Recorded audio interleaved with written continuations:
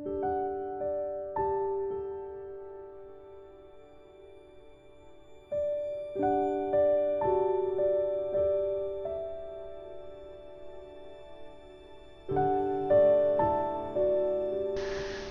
everyone, you can see that I'm just about to start this new drawing.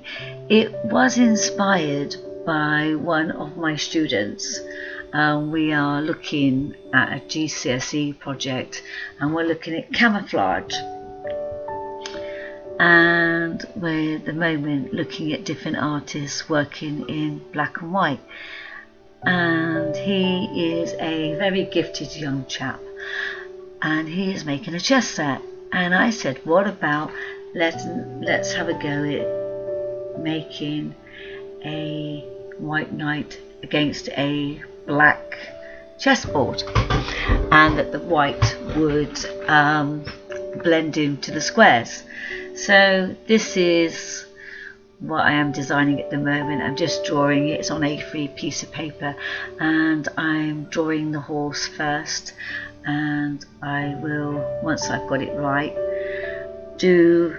mark out the squares. I mark them out an inch each side of the paper, but they were far too little, so I ended up making them 2 inches over the paper, and where the squares go over the horse, I make allowances for the surface of the horse.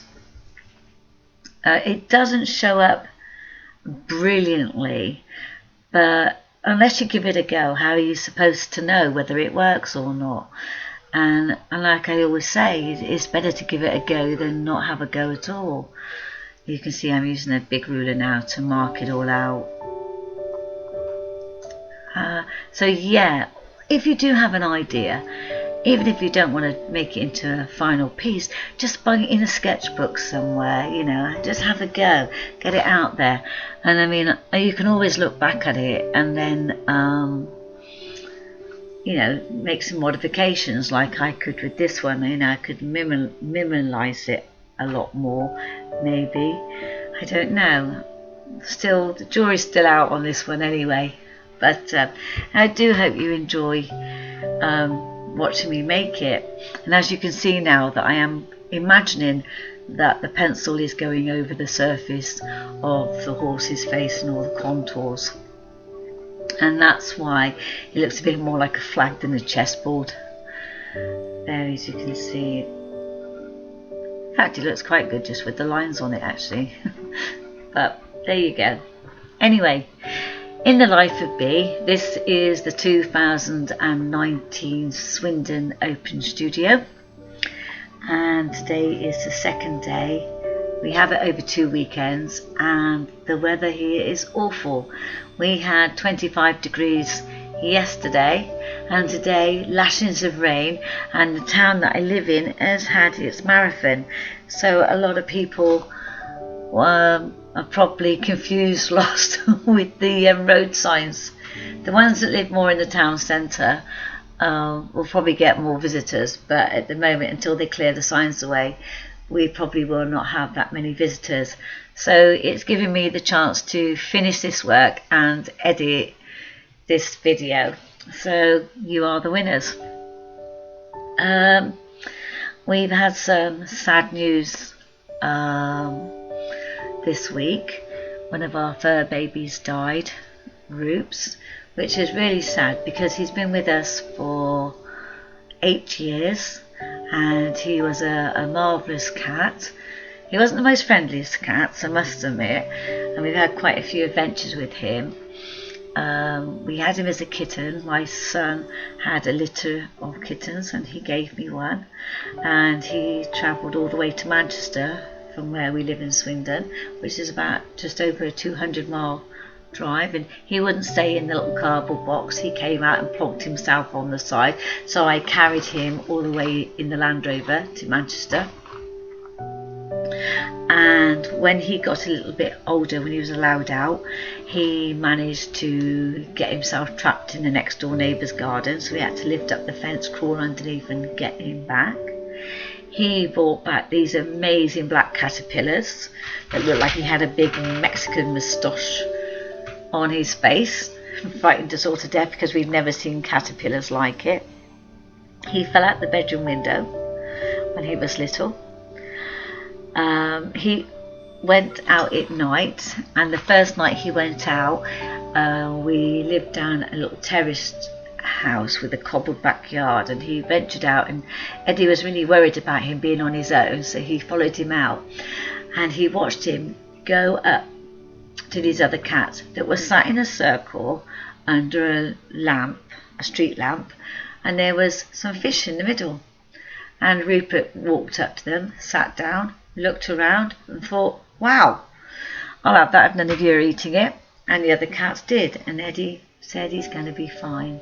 And he was fine. He would go around the neighbourhood and inspect all the DIY that everybody did. You couldn't stroke him. He wasn't a very friendly cat when it came to affection. He liked to sit with you, and he used to come with us and walk the dogs, and sometimes he'd walk 2 or 3 miles with us and the dogs. He loved doing that, and so he will be missed by that. Anouk, our black dog, is missing him a lot.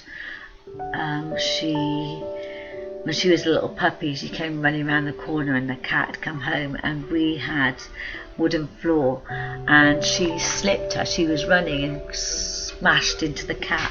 So the friendship didn't sort of set off on a very good start from Rupert's point of view, but she absolutely idolised him and loved him to bits, and whenever she could, she was sneaking and licking her tongue on him, which he absolutely detested. But so she at the moment is really, really missing him, and it is quite strange because on Wednesday Eddie told me that the people down the road had said that the cat had been run over and would he like to pick him up, and he did, and he popped him in the garden waiting for me to come home to see him. And when I went across to check if it was our cat, all the animals were sat round him, which was really sweet and really sad. And if anybody thinks that animals don't have souls or friendships, then really they really need to look at a group of animals that live together, because they really do have personalities, souls, friendships, likes, dislikes. We got a couple of kittens back in August, and one is called Socks, she's a tabby, and one is called Storm. He's more of a grey colour, and Storm liked Rupert a lot, would sleep on the bed with Rupert, and Storm is really, really frightened of the chicken, petrified of the chicken.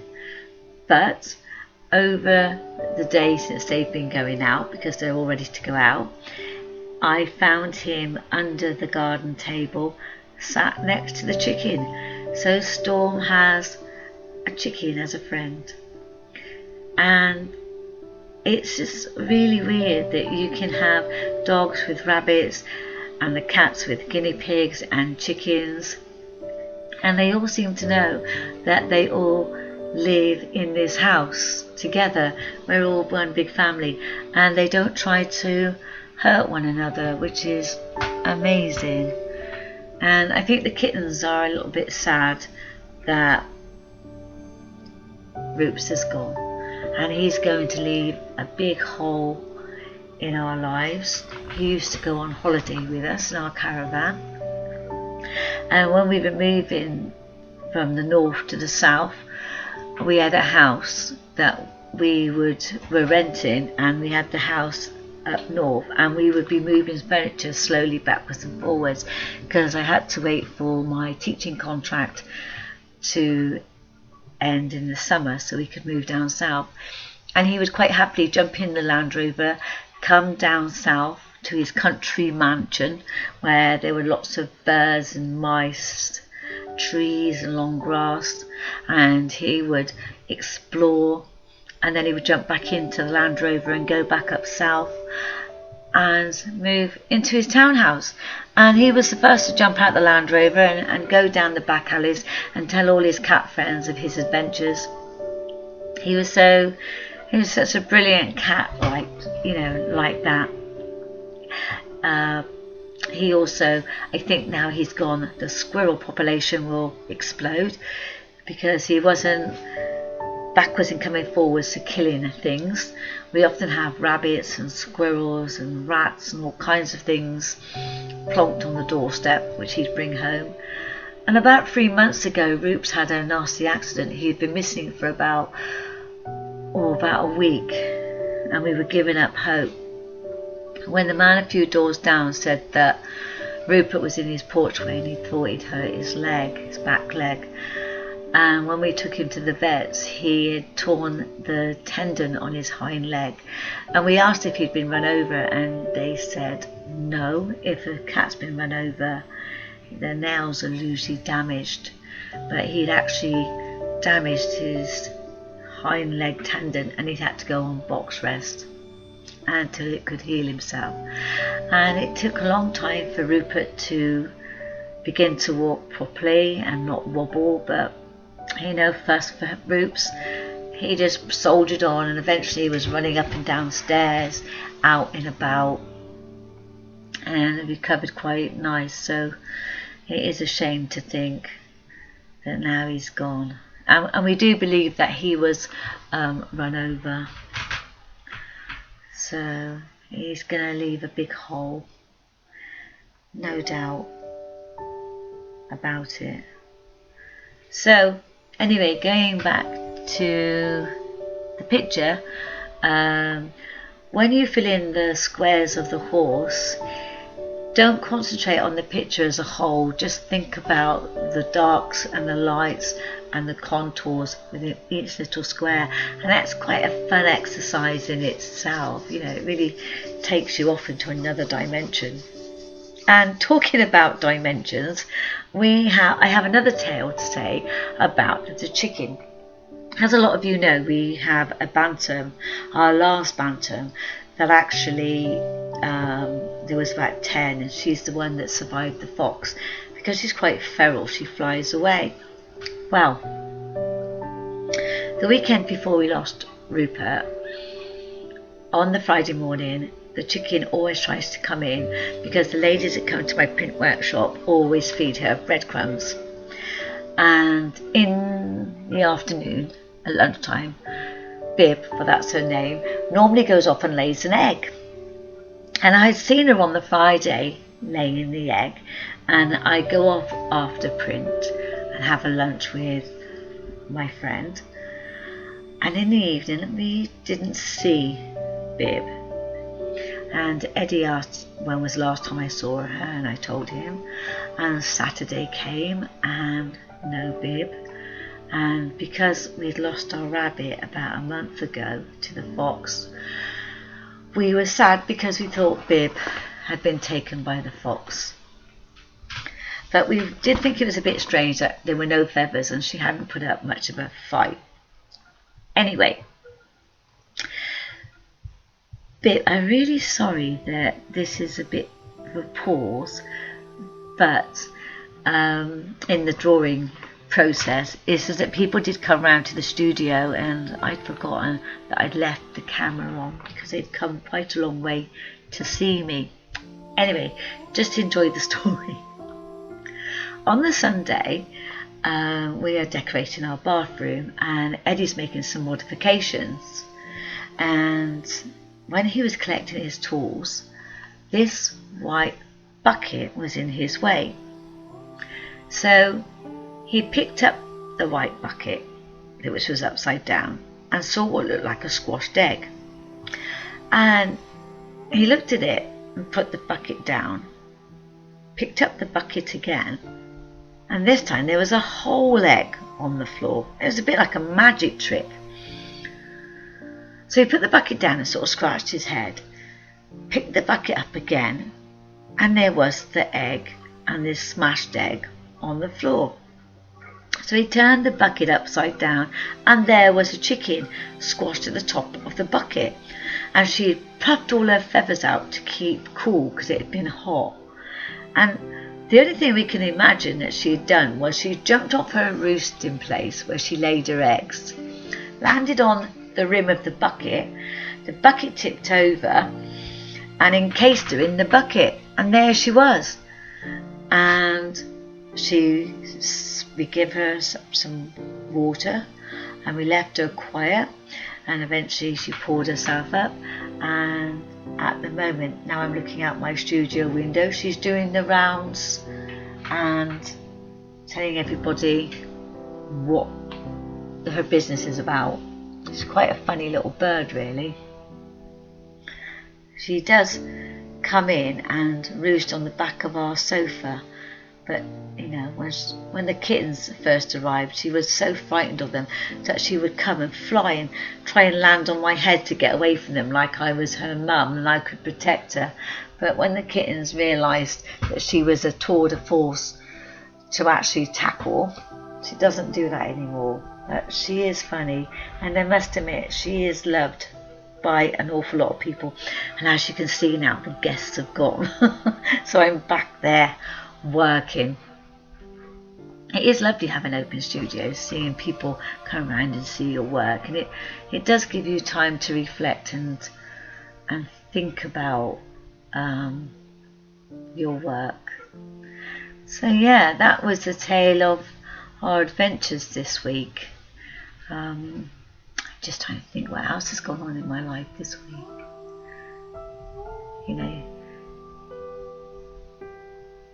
you live every day doing your work and that, and you think some things are really the same old same, but actually when you do actually sit down and talk about what you've done, it's quite an interesting week. It's my youngest son has just cycled from London to Paris for charity, for Dance Aid. So really proud, and at this moment he is just walking around Paris city centre. We've worked out that it is 292.3 miles. I don't know how much that is in any other mileage thing. I forgot what it's called. Is it not kilometres? Is it kilometres? I'm not too sure. Not very good with things like that. But yeah, he's currently, and he comes back today, and it's his 34th birthday, so that's brilliant to think that, you know, on his birthday he cycled all the way to Paris. Quite an achievement. Last year he cycled from Vietnam to Cambodia, but he was back in time for his birthday. So yeah, that's a big achievement. My daughter and her partner are going to go and pick him up from Crystal Palace tonight when he gets back. And the Crystal Palace is in London. So yeah, looking forward to seeing him and hearing all about his adventures. It's exciting.